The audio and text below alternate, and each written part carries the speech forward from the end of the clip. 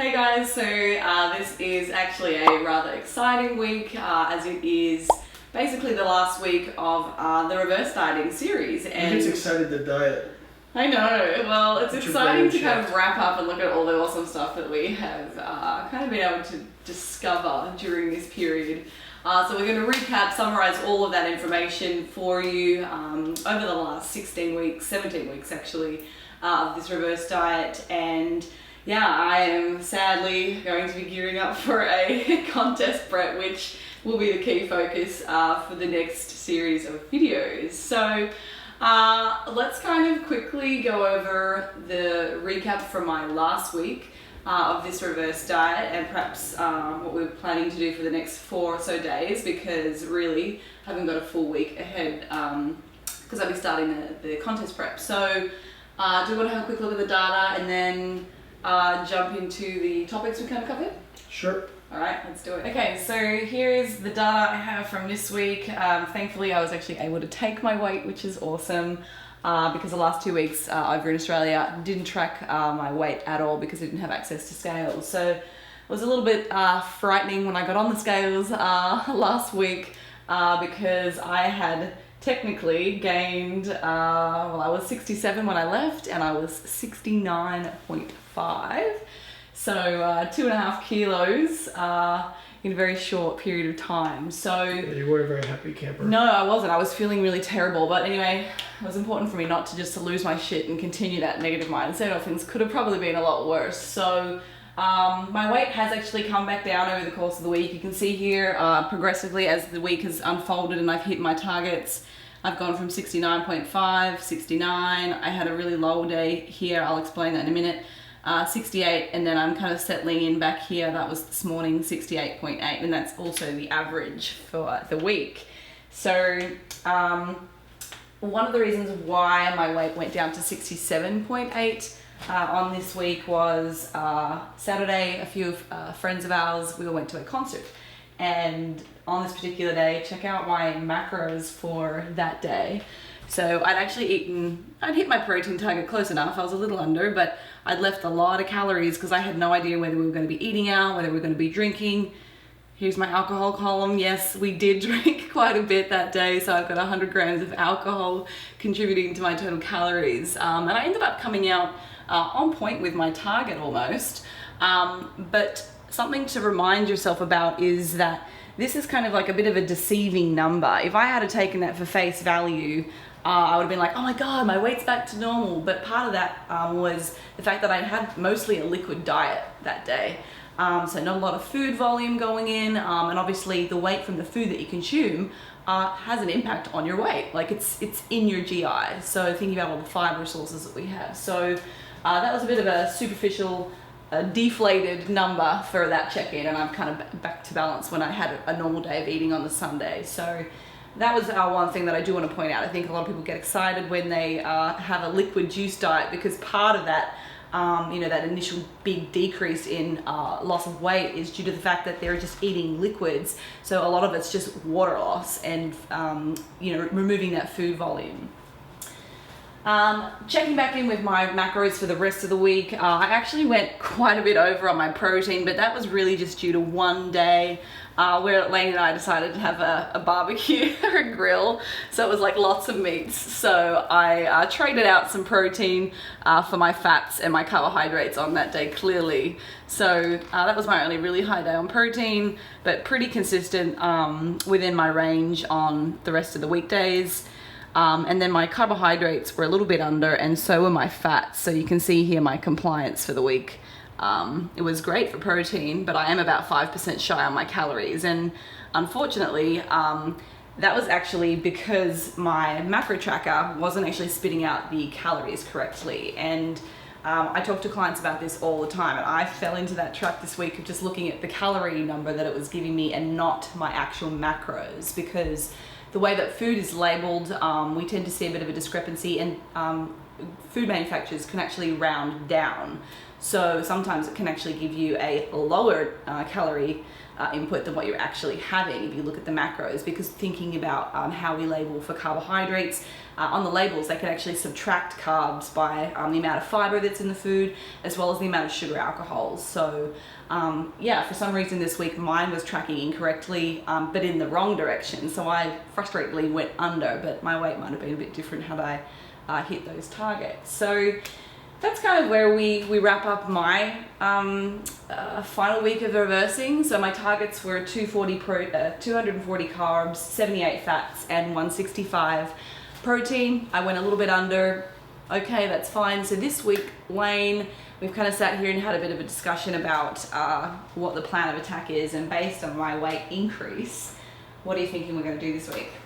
I thought we should probably hold steady because you were under what you thought you were, and you did come down from where you were when you came back from Australia. Yeah.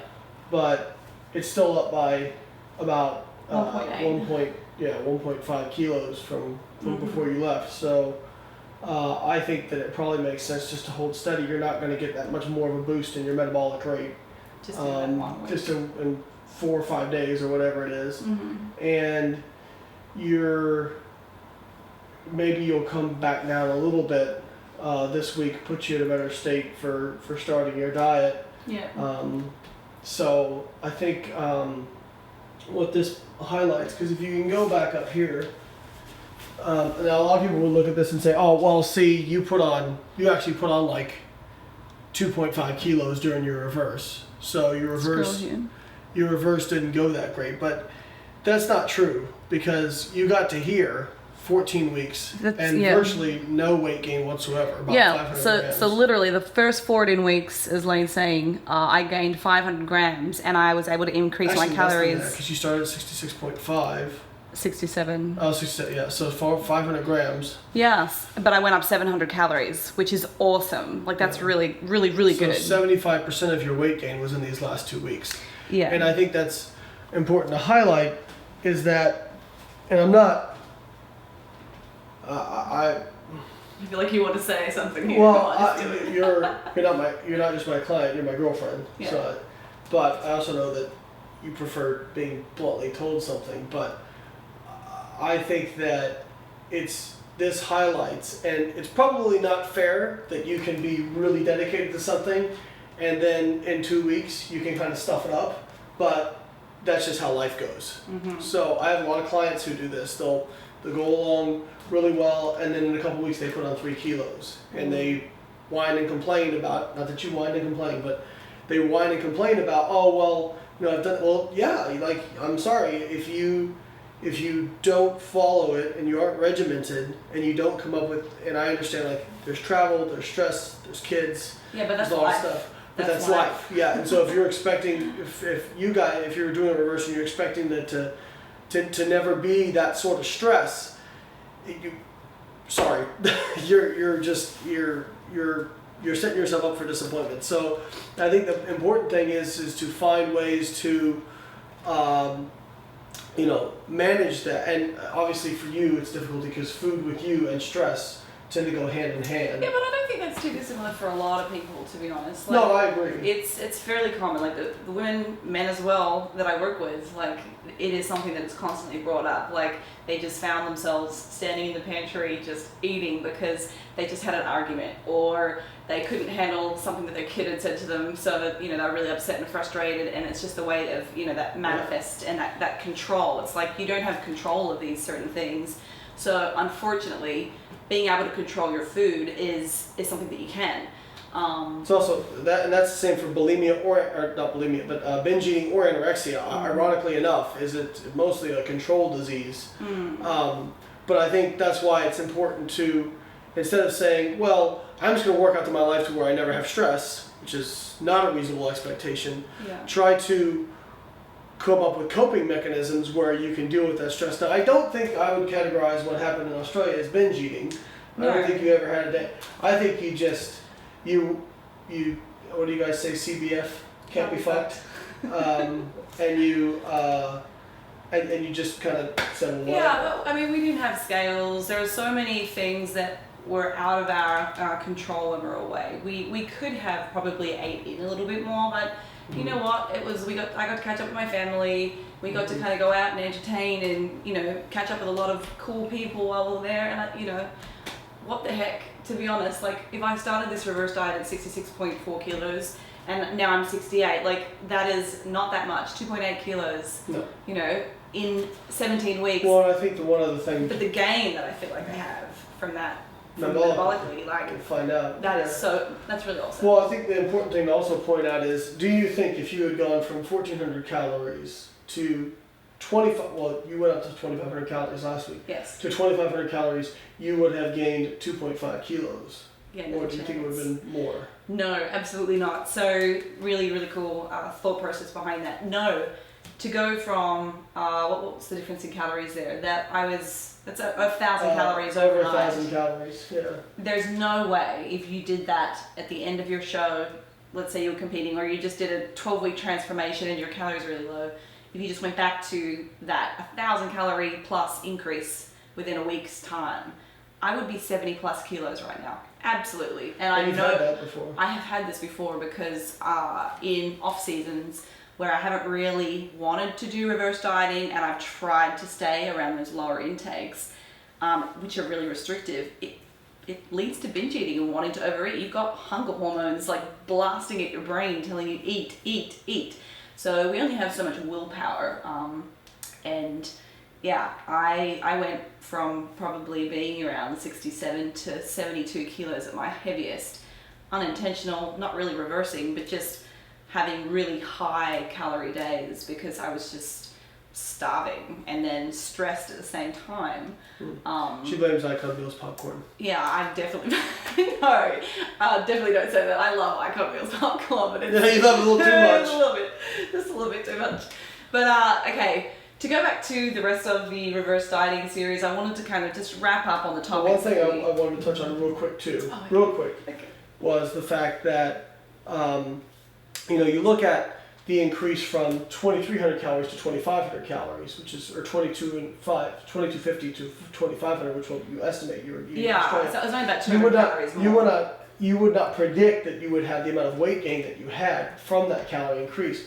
But one of my hypotheses has always been that there's thresholds in metabolism. Mm-hmm. And if most of you guys out there probably noticed that you don't just kind of gain weight linearly. It's usually like you'll kind of be steady and then it'll spike. And I think you hit one of those thresholds where your metabolism was not prepared for that caloric increase, and boom, you got more weight gain than you would have predicted. So you're already kind of hovering at that high end of that threshold where you maintain your weight. Mm-hmm. And then you went over that and boom, got the increase. Hey, fuck you, here's 1.8 kilos to get back to. So I think that, as we can say conclusively, the more dedicated you are to your reverse, the better it's going to go. Consistency. And being consistent. And I think those things make the difference. We hope that you've really enjoyed this reverse dieting video series. If you are interested in learning about reverse dieting, you're obviously more than welcome to contact both Lane and I. Lane, your email is lane@biolane.com and mine is hb@biolane.com. Now, I've had a lot of questions about who do we coach, and it is not just competitors or elite athletes that we work with. In fact, when it comes to reverse dieting, I'd probably say that 75% of the people that are actually doing this are Gen Pop, or people that have just struggled with their weight for a very long time and realize that metabolic repair is what's actually going to help them be able to achieve their goals in the long run. So you don't have to be a competitor to be able to do a reverse diet. Just want to make that real clear, real quick. Yeah. So if you guys have any questions, you can email us. Also make sure you check out our ebooks at biolanestore.com. And thank you for watching the series, and look forward to Holly's contest prep and showing you guys how a reverse diet can pay off.